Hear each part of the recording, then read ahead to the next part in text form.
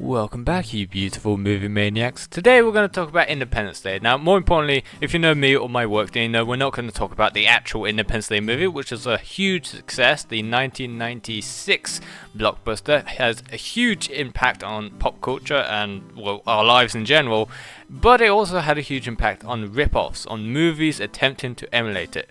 And that's what we're going to talk about now. There are many movies, including like Independence Day, which is an obvious attempt to rip off Independence Day from 2016, but we also have Alien Siege, which is the movie we're going to focus on today. Now, looking at the top comments on IMDb, they're all 1 out of 10, and it paints a good picture of what we're about to witness. The first one, 1 out of 10, do not do it. Under no circumstances watch this movie. It is 2 hours of your life you'll never get back. The second one, oh my god, what on earth would compel someone to actually finance such an indescribable crap? It is beyond me. And lastly, 1 out of 10 also, shockingly bad in just about every way possible. So, let's get into it. Is it really that bad?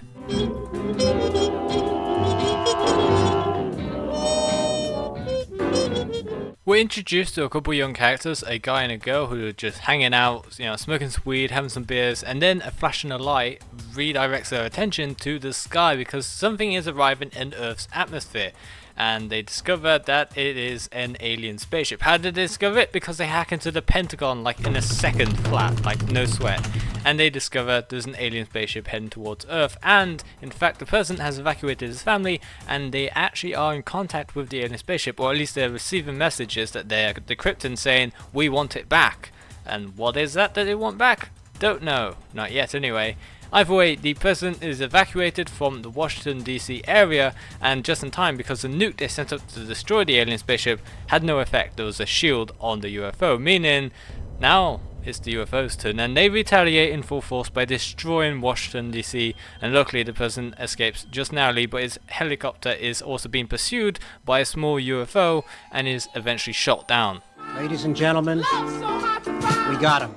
Meanwhile, the parents of the kid with the girlfriend are out looking for him because obviously there's a UFO and you gotta get the hell out of Dodge before the entire Earth becomes enslaved.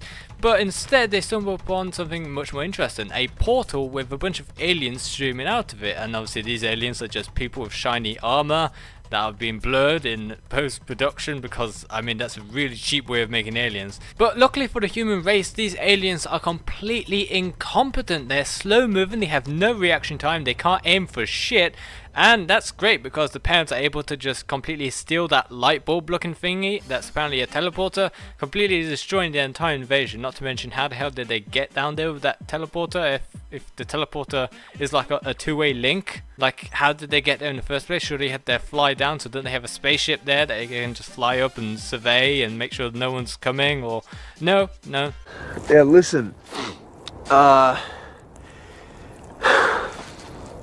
we fucked up. No shit! Meanwhile, the kid and his girlfriend run to where that helicopter crash was, and they find it was the president, and he has this weird briefcase that he's very defensive about, and he's like very secretive with it. Somehow he's a hero, the kid, because he ran towards the crash site, even though the girl was there the whole time. But he keeps repeating that, yes, you are a hero to the country, you have done good here today, but he hasn't done shit. What the fuck is he talking about? Is the president brain dead? Has he got a concussion or something? Then the injured mum, the dad, and the kid and the president, they all meet up on the road, and they all super happy each other are alive, and they meet the president, and they're sort of like, oh wow, you're the president, incredible.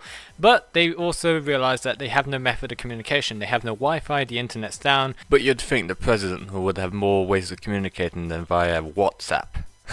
And they decide, the two kids, that they should try and deactivate this thing that's in the briefcase, which is apparently a very dangerous weapon from the aliens, and the aliens want it back, and it's obviously more powerful than anything they have, and it can destroy the planet. So they decide to deactivate it and accidentally activate it, and then they find out, they're really pissed, but they don't have time to deal with that because they're getting attacked by a bunch of these blurry alien people who apparently can be one-shotted with a small little firework. What the fuck?